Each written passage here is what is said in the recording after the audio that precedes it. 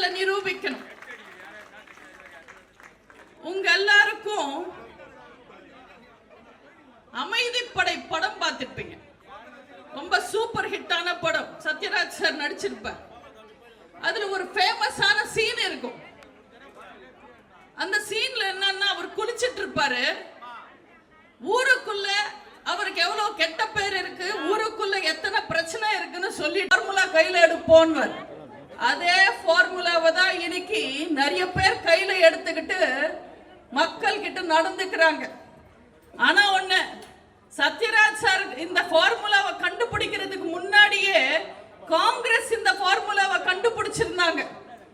நீங்க பாத்தீங்கன்னா பார்லிமெண்ட்ல இன்னைக்கு ஒரு செய்தி வெடிக்க போகுது, இல்ல வெடிச்சிடுச்சுன்னு உடனே ஏதாவது ஒரு நடிகர் கைதாயிடுவாங்க, இல்ல சாமியார் கைதாயிடுவாங்க, இல்ல ஐபிஎல் சூதாட்டம் நியூஸ் வெளியில வரும்.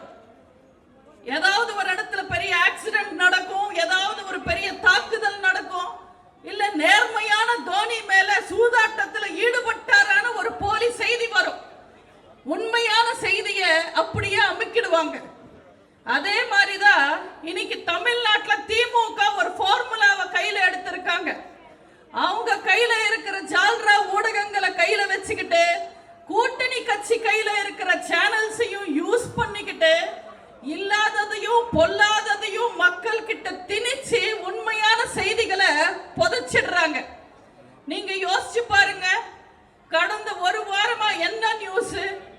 ஒரு நடிகை 7 முறை அபார்ஷன் பண்ணாங்களா, 8 முறை அபார்ஷன் பண்ணாங்களா? அவங்க குற்றஞ்சாட்டப்பட்டவர் என்ன ரியாக்ஷன் கொடுக்கிறாரு, என்ன பதில் சொல்றாரு? இதுதான் செய்தி. ஒரு தனிப்பட்ட மனிதர்களோட பிரச்சனையை நியூஸ் ஆக்குறதுனால தமிழ்நாட்டுல உண்மையான எத்தனை பிரச்சனைகள் வெளிச்சத்துக்கு வராம போயிருக்கு தெரியுமா? போன வாரத்துல ஒரே நாள் 7 பாலியல் குற்றங்கள் நடந்தது தமிழ்நாட்டுல. ஒரு திமிர் பிடிச்ச திமுக கார எஸ்பியா இருந்தாலும் கலெக்டரா இருந்தாலும் எங்களுக்கு அடிமையா இருக்கணும்னு மிரட்டுறான். ஸ்டாலினோட நிகழ்ச்சிக்கு கூட்டிட்டு வந்த மக்களை கூட்டிட்டு வந்த வாகனம் ஆக்சிடென்ட் ஆகி நிறைய பேருக்கு படுகாயம்.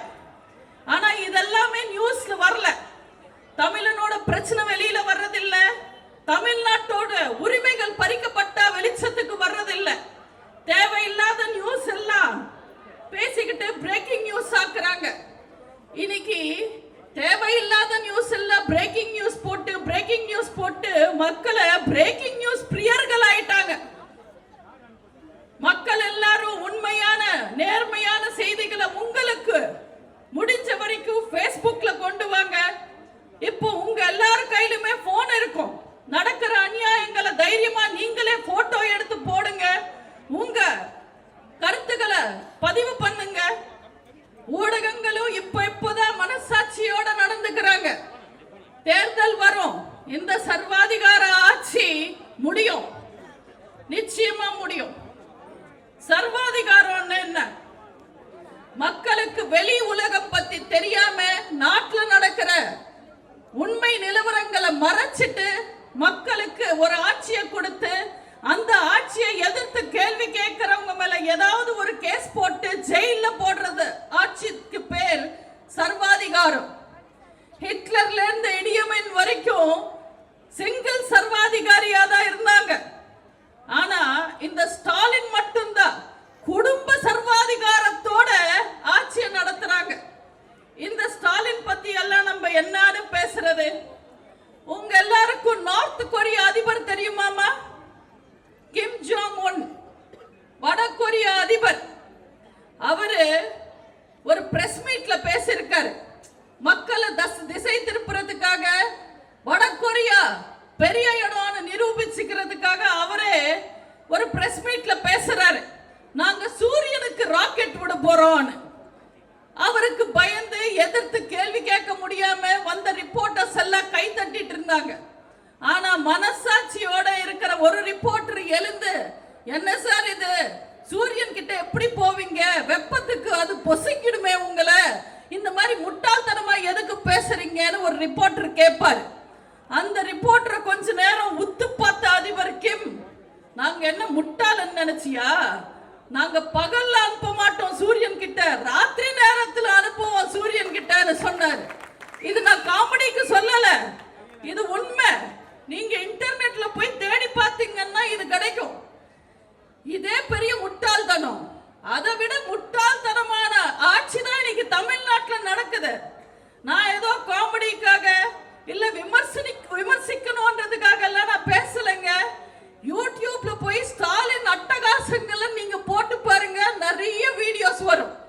அப்படி நான் பார்த்து ரசிச்ச சில விஷயங்களை தான் உங்களுக்கு சொல்றேன். சமீபத்தில் ஸ்டாலின் ஒரு இடத்துக்கு போயிருக்காரு. அங்க உட்கார்ந்த ஒரு தம்பியை பார்த்து, தம்பி நல்லா இருக்கீங்களா, உங்க பின்னாடி நிக்கிற பொண்ணு யாருன்னு கேட்பாரு. என் பொண்டாட்டிங்கன்னு சொல்லுவாரு. அப்படியா, கல்யாணம் ஆயிடுச்சான்னு கேட்பாரு. இது அந்த மாதிரி ஒரு புத்திசாலி முதல்வர் தான் தமிழ்நாட்டை ஆள்றாரு. ஒரு நாள் பதனி குடிச்சிட்டு இவ்வளவு ஸ்வீட்டா இருக்கு, இதுல நீங்க சக்கரை கலப்பீங்களான்னு பேசுறாரு. இவரெல்லாம் எப்படி முதல்வரானாரு? 87 + 9 107ன்னு கணக்கு சொல்றாரு மேடையில. அதெல்லாத்தையும் விட சங்கிலி பருப்பு, செயின் அறுப்பு, இப்படி இஷ்டத்துக்கு ஏதோ பேசுறாரு. இவரெல்லாம் தமிழை காப்பாத்துவாரா, தமிழனை காப்பாத்துவாரா, தமிழ்நாட்டை காப்பாத்துவாரா? அவரை காப்பாத்துறதுக்கு அடுத்த தேர்தல்ல யார் இருக்காங்கன்னு தெரியல. ஒரு முதல்வர் பத்தி இப்படி பேசுறதுக்கு எனக்கு வெக்கமா வேதனையா தான் இருக்கு. ஏன்னா தமிழ்நாட்டுல எந்த மாதிரி முதல்வர்கள் ஆட்சி செஞ்சிருக்காங்க? எந்த பள்ளிக்கூடத்துக்கும் போகாம, கல்லூரிக்கு போகாம, படிக்காம, வெறும் மக்களை மட்டுமே படிச்சு நல்லாட்சி தந்த கர்ம வீரர் காமராஜர் ஆட்சி செஞ்ச ஊரு. மக்களுக்காக மக்களாட்சி நடத்தின புரட்சி தலைவர் முதல்வராக இருந்த ஊரு. மக்களால் நான், மக்களுக்காகவே நான் வாழ்ந்த மறைஞ்ச புரட்சி தலைவி ஆண்ட ஊரு. ஆனா இன்னைக்கு தமிழ்நாட்டு முதல்வரோட நிலைமை என்ன? துண்டு சீட்ல வாஸ்கோட காமான்னு எழுதி கொடுத்தா அது பார்த்து வாசுதேவ கவுண்டர் படிப்பாரு. இவரெல்லாம் தமிழ்நாட்டு முதல்வரா இருக்காரு. பெண்களை சகோதரியா பாருங்க, வயசானவங்கள அம்மா அப்பாவா பாருங்க, டீச்சர்ஸ் தெய்வங்களா பாருங்க, பெண் குழந்தைங்களை தேவதைகளை பாருங்கன்னு சொல்லி கொடுக்க வேண்டிய அரசாங்கம் எங்க பார்த்தாலும் ஸ்டாலின் அப்பாவா பாருங்க, ஸ்டாலின் அப்பாவா பாருங்க, ஸ்டாலின் அப்பாவா பாருங்கன்னு ஒரு பிச்சைக்காரத்தனமான விளம்பரத்தை எடுத்திருக்காங்க. நீங்களே சொல்லுங்கம்மா, எல்லா பிச்சைக்காரங்களும் என்னன்னு கூப்பிடுவாங்க? அம்மா தாயே பிச்சை போடுன்னு கேட்பாங்க. அப்பா தகப்பா பிச்சை போடுன்னு எவனாவது கேட்பானா?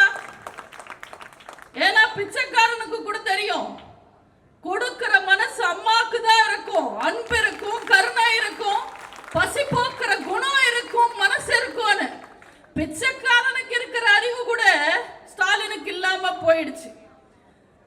அம்மாக்கு இன்னொரு பேர் பொறுமை, அப்பனுக்கு என்ன தெரியும் அருமைன்னு சொல்லுவாங்க. இந்த அப்பா கேரக்டர் திடீர்னு எப்படி ஃபார்ம் ஆச்சுன்னு தெரியல. இந்த சூறாவளி புயல் எல்லாம் திடீர்னு ஃபார்ம் ஆகுற மாதிரி இவர் திடீர்னு அப்பா ஆகணும்னு நினைச்சிட்டாரு. ஏன்னா ஸ்டாலினுக்கு ஒரு வாழ்க்கை வரலாறு எழுதுனா அவர் சொல்லிக்கிற மாதிரி சாதனை எதுவுமே கிடையாது. ஒரே ஒரு சீரியல்ல நடிச்சிருக்காரு. அந்த சீரியல்ல நடிச்சது கூட சாதனையா சோதனையான்னு நீங்க தான் சொல்லணும். அதனால புதுசா ஏதாவது சாதிச்சிடலான்னு நினைச்சாரு. இந்த சாதனையில ராம்ஜித் ராகவன்றவர் முதல் இடம். இப்போ ஸ்டாலின் சாதிச்சா அவர் 2ஆம் இடம். ராம்ஜித் ராகவ் யார் தெரியுமா? 94 வயசுல அப்பா ஆனவர். இன்னைக்கு ஸ்டாலின் 71 வயசுல அப்பா ஆக முயற்சி பண்றாரு. பேரன் பேத்தி எல்லாம் கையில எடுத்ததுக்கு அப்புறம் அப்பா ஆகணும்னு ஆசைப்படுறவர் ஸ்டாலின் மட்டுமா தான் இருப்பாரு.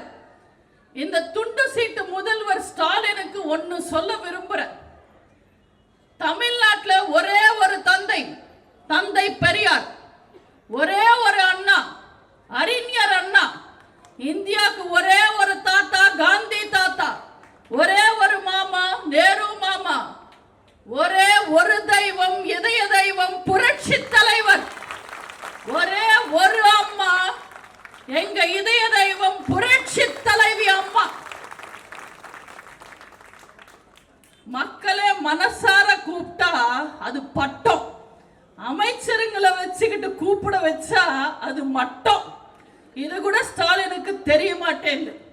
இதுல ஸ்டாலின் சொல்றாரு, நான் போற இடத்துல எல்லாம் மீட்டிங்ல எல்லாம் மக்கள் என்ன பார்த்து அப்பா அப்பான்னு கூப்பிடுறாங்கன்னு.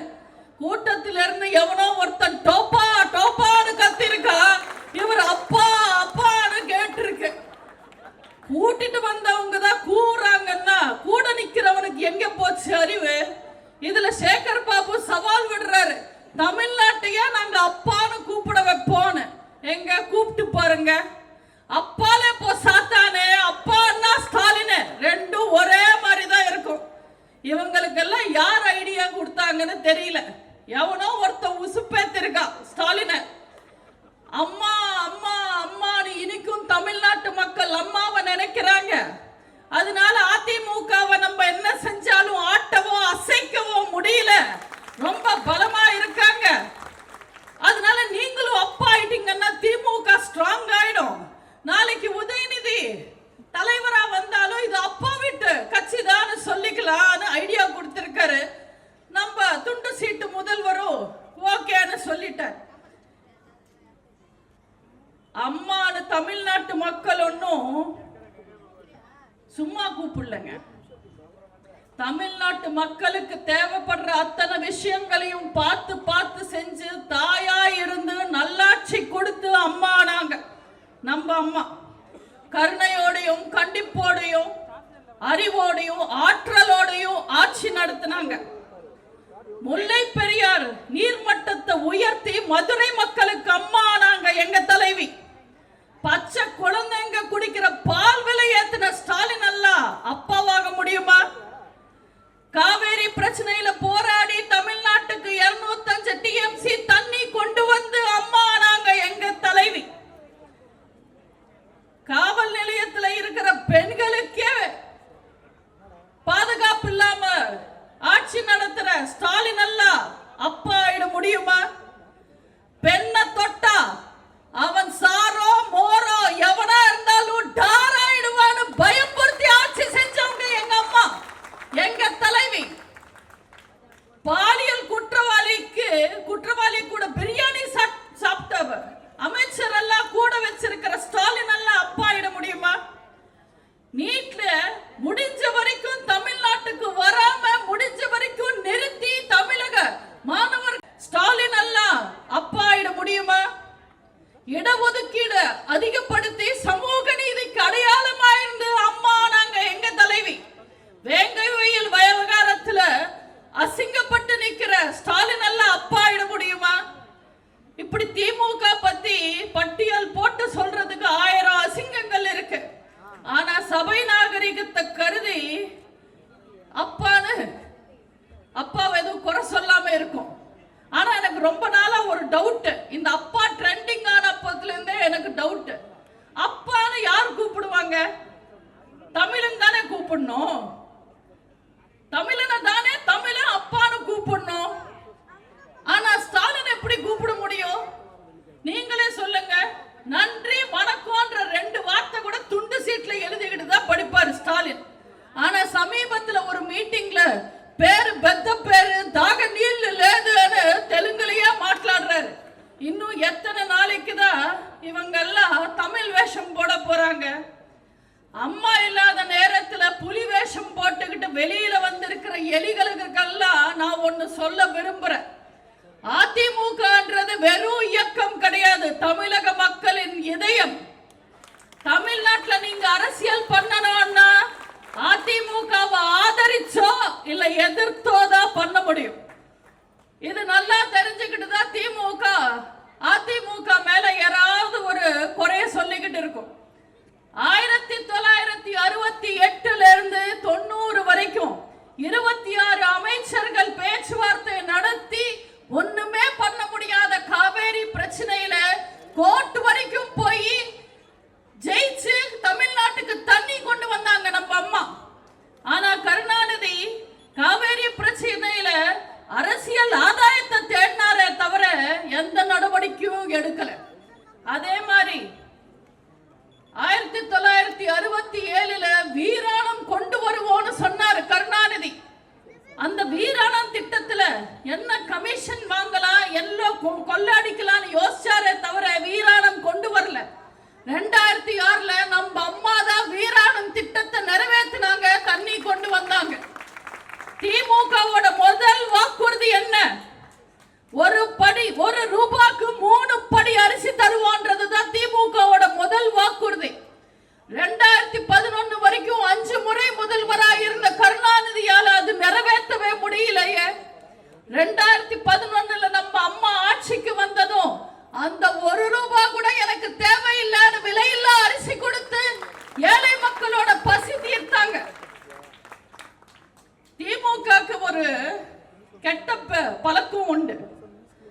அவங்களால நல்ல பேர் எடுக்க முடியலன்னா அடுத்தவங்கள குறை சொல்லிக்கிட்டு இருப்பாங்க.